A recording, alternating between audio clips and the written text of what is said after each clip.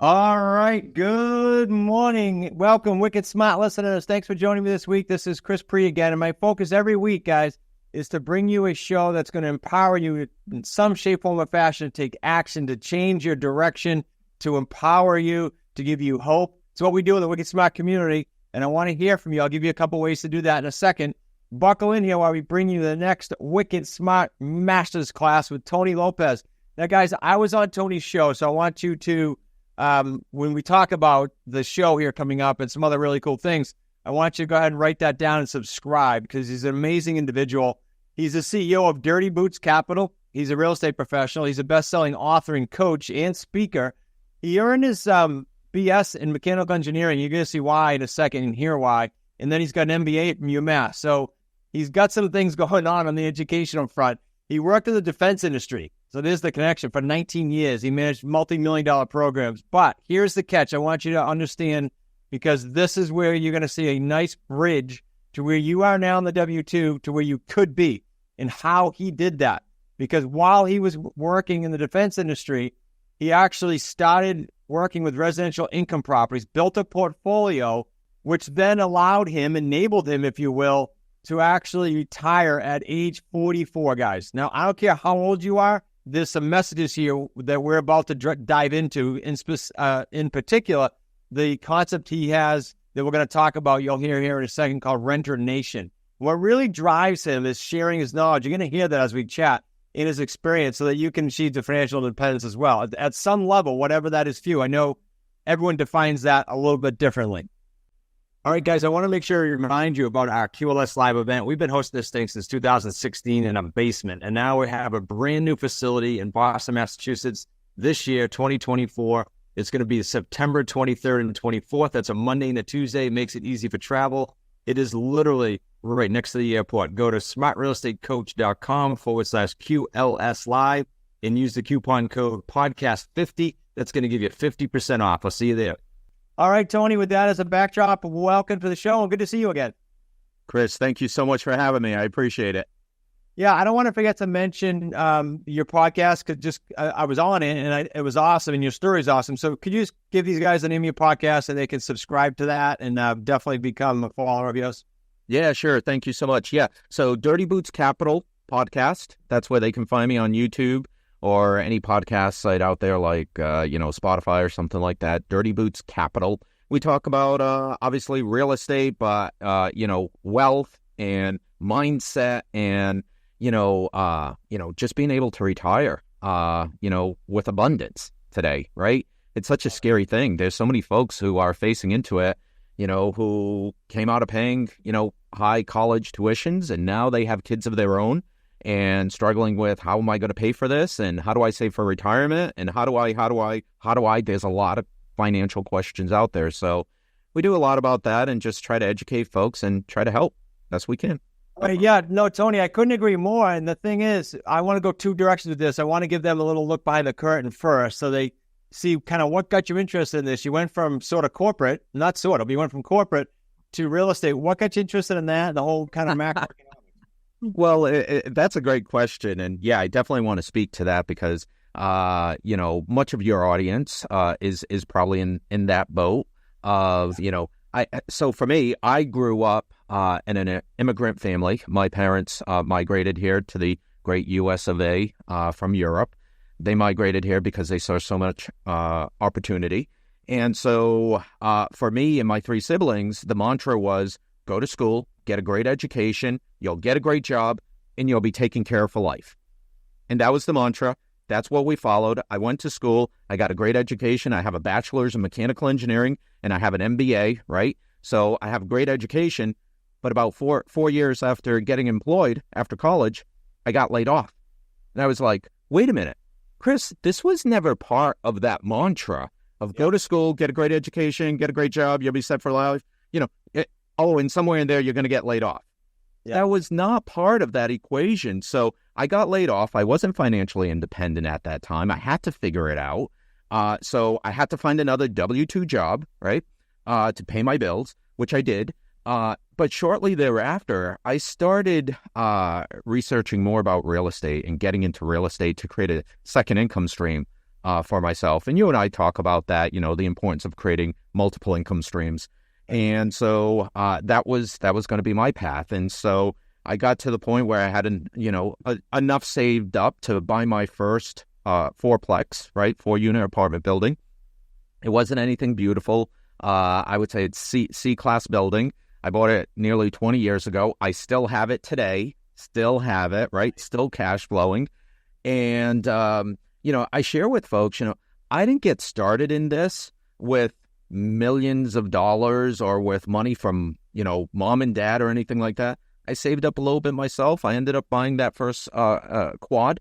And that's how I got started. And then I went on and I bought a triplex and then a duplex and then things like that.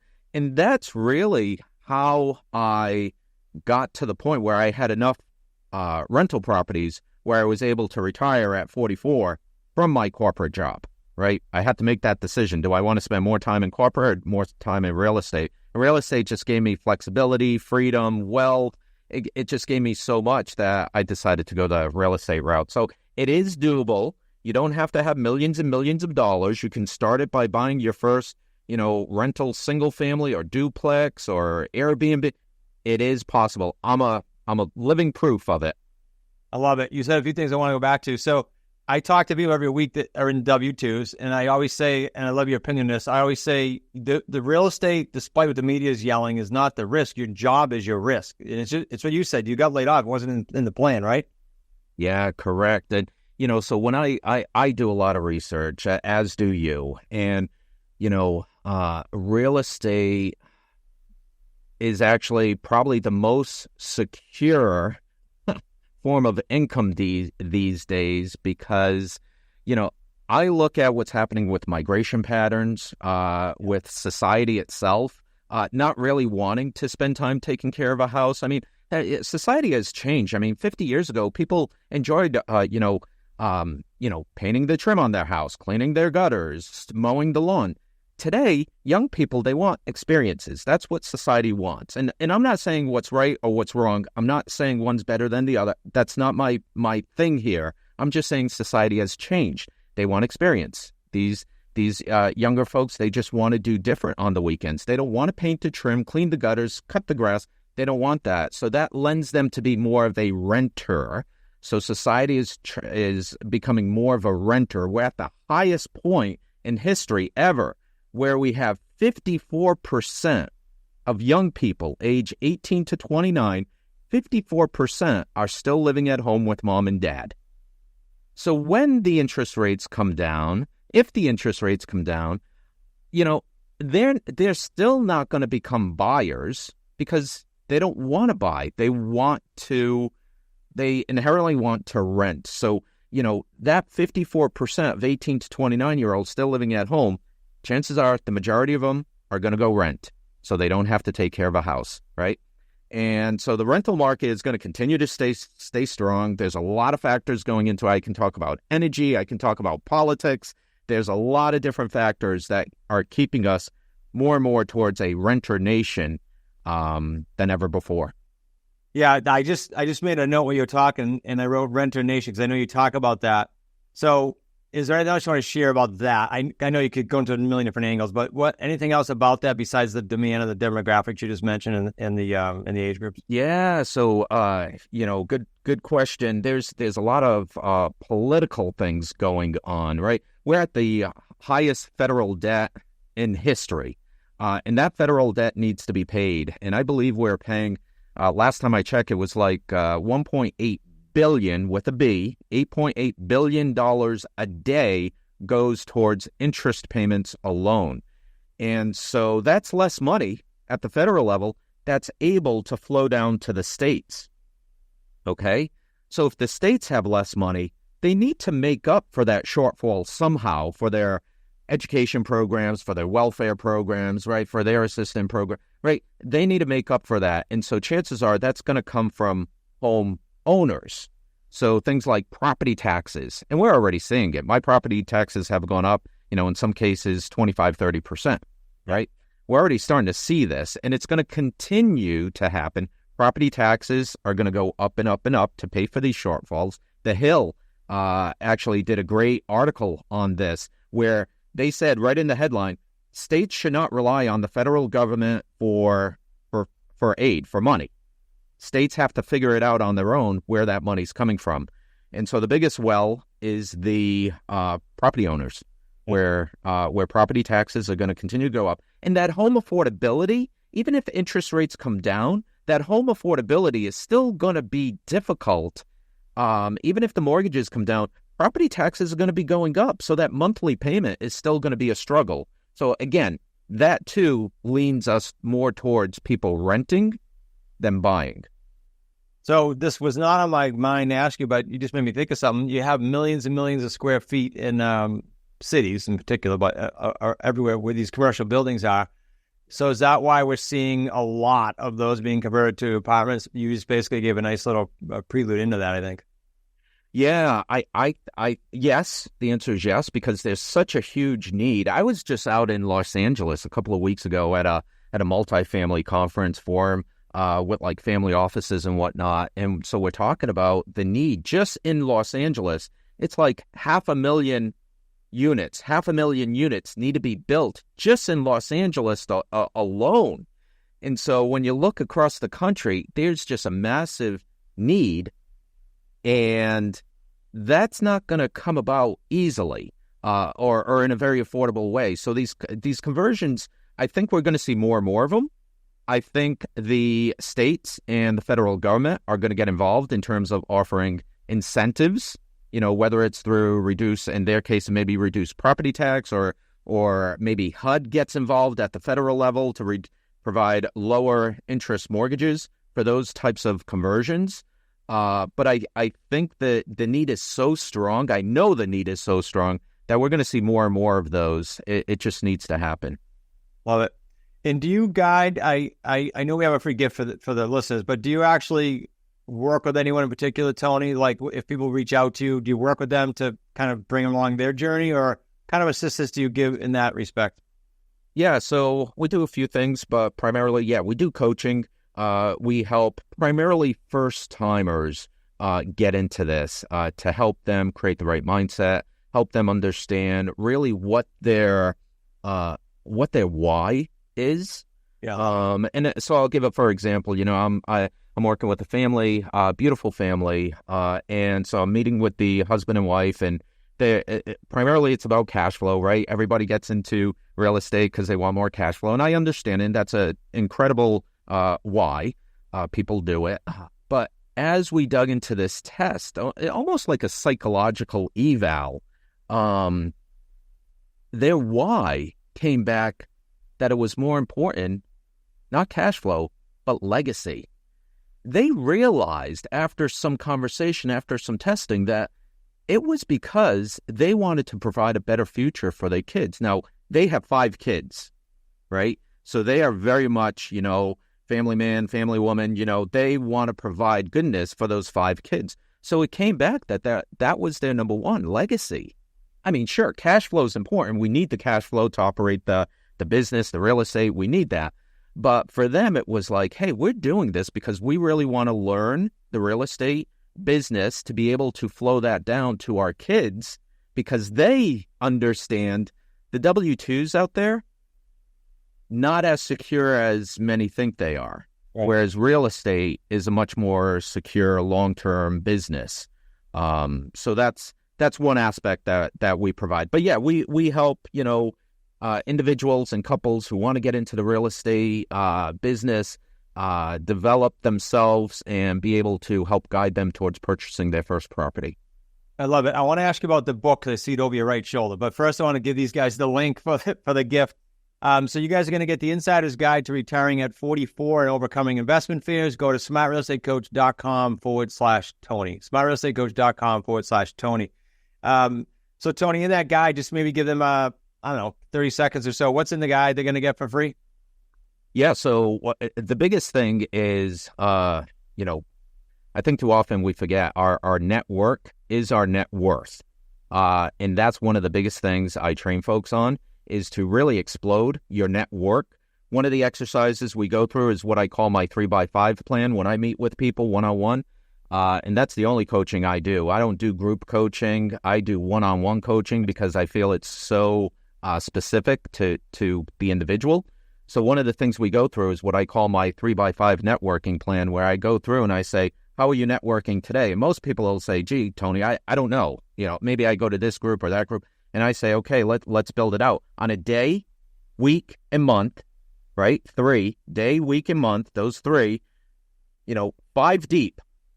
Who are you networking with on a daily basis, right? So on a day, 5 deep. Let's put those names down. On a weekly basis, who are the 5 you're networking with? And on a monthly basis, who are the 5 you're networking with? Now, there may be a conference in there, or there may be a real estate group that you go to on a monthly basis. We can put those, right? But it forces us to think, how are we networking to be able to grow our net worth, right? If you want to get into real estate and all you're going to do is stay at home and wait for somebody to deliver a property to your back door, that isn't going to happen, right? You need to get out there. You need to network. And you know what? With social media, super easy. Oh my God. When I started, I didn't have social media, right? You didn't have social media. It was much, much harder. And so today, with all these Facebook groups and different ways of connecting, we connected actually, Chris, through social media, right? I mean, this is amazing. Yeah.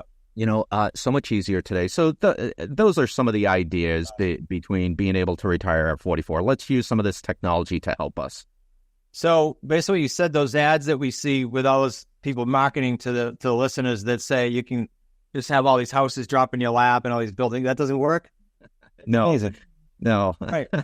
So I just get the first confirmation of that. That's awesome. Your book, Freedom at Risk. I can see it. Those of you listening and not watching, you should be on YouTube anyway. So go to my channel, Smart Real Estate Coach, and subscribe. But tell us about the book. What inspired that, and what's in that? And is it some of what we already hit? Yeah, a little bit. Freedom at Risk, how to protect your personal and financial freedoms. I had retired at 44. I had, a tremendous ride in the corporate world, as well as, creating my financial freedom through real estate, that I was looking at things in the macro space, politics, society, economics, the monetary system and the money supply. I was looking at some different things, and I'm like, wow, they don't teach this in school, right? Kids coming out of school today, the education system is so poor today, they're not learning these things. So, I don't have kids, but I have a couple of, nephews and a niece and things like that. So I originally set out to write 20, 30 pages in a document of, hey, guys, these are the types of things you want to watch for. Here's how you can create freedom for yourself and create cash flow and wealth and all these great things, because I knew school wasn't teaching them. So I set out to write 20, 30 pages. Truth be told, after a month or two, I was at 35,000 words. And I was like, wow, this isn't a 20, 30 pages anymore. This is a book. Mm. And so, Chris, I went to school for engineering and for an MBA. I didn't go to school to be a writer or an author or a publisher. I didn't know anything about that stuff. So much like real estate, we have to build a team, right? When I coach, I don't say, you have to learn everything about contracts and how to create the perfect lease. No, you get a real estate attorney. Same thing with property management, right? I don't tell you how to fix a boiler or how to fix a roof. No, you have to connect yourself with good property managers and good contractors, right? You have to build that network. You have to find the who's out there to do the how, right? Don't figure out how to do that how. So talking about my book, I talk about the same thing. I had to get a team in place. I had to get an editor. I had to get a graphics designer, a publisher to do those things I needed to create this book that, wasn't originally supposed to be a book. But I share that backdrop because this book really comes from a place of the heart, right? Yeah. I really wrote this book for my family. Everybody else is getting the benefit. Yeah, right. That's awesome. But really it was written, really coming from the heart because I wanted to do good for my family.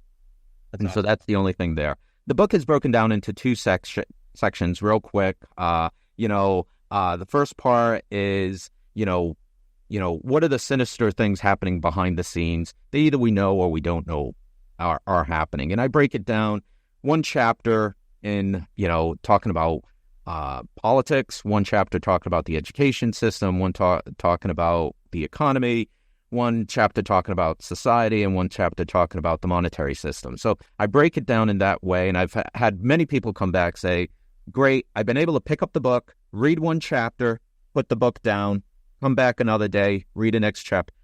Perfect. That's how it's designed.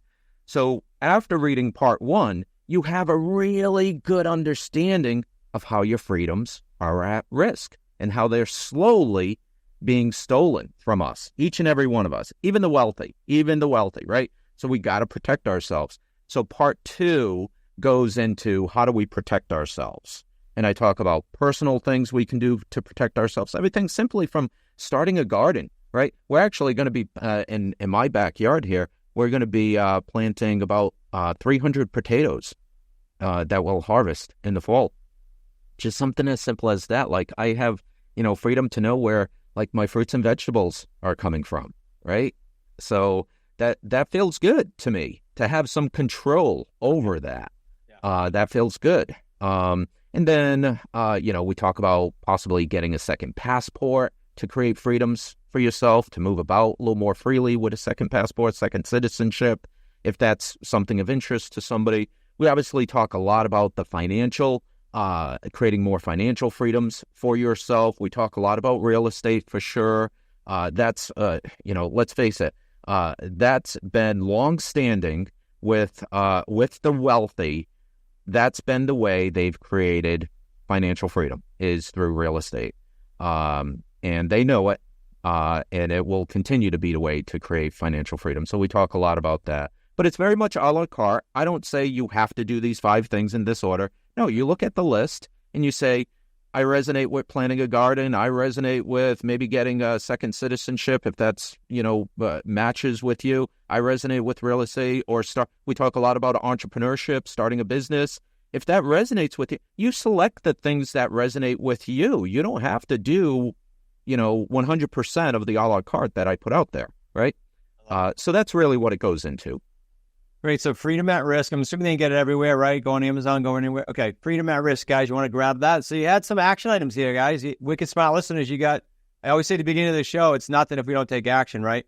So grab the book, grab the free gift. That'll be in the show notes for sure. Tony, this has been really cool. How can they get hold of you anywhere else you want to send them? Feel free to drop that here. Thank you, Chris. Yeah. If folks want to learn more, they can always just go to my website, dirtybootscapital.com. and just kind of see all that we do. We do a lot of different things out there, and just scope us out on that website, dirtybootscapital.com, and reach out to us if you think we can help you. Awesome stuff. Tony, thanks again for being on. I hope we can swap shows again in the future, and it was great to hang out again. Absolutely. Thank you, Chris. Thanks, buddy. Okay, Wicked Smart listeners, that does wrap up our time together with Mr. Tony Lopes. Go ahead and reach out if he can be helpful in any way. And as always, as I run up to our ninth QLS annual live event, live, not virtual, and this year it's going to be in Boston, Massachusetts. It's going to be easier for you to get to. I lost out this year. For 8 years. I won, and I said, everybody's coming to me. Everybody can come here. And finally, Nick and Zach and Kayla, my son and daughter and son-in-law said, look, it's too hard to get here. We're getting bigger, and people have to take like multiple flights, so let's bring them to Boston. So they won. It's a benefit for most of you listening, unless you live in Rhode Island. And I want to get you a 50% off ticket. Go to smartrealestatecoach.com/QLS live. And then you're going to punch in a coupon code to bring that down 50%. Punch in podcast 50, and enjoy a 50% off ticket. We'll see you at QLS Live. It's going to be absolutely amazing. Boston, Mass. on September 23rd and 4th. I could have that a little off. It's that Monday and Tuesday. I think it's 23rd and 24th. We'll see you there. Thanks for listening to the Smart Real Estate Coach podcast. If you're ready to invest in yourself and take your investing to the next level, check out our 90-day Jumpstart program by going to smartrealestatecoach.com/jump. That's smartrealestatecoach.com/jump, because now is the time to act boldly in this unprecedented market shift.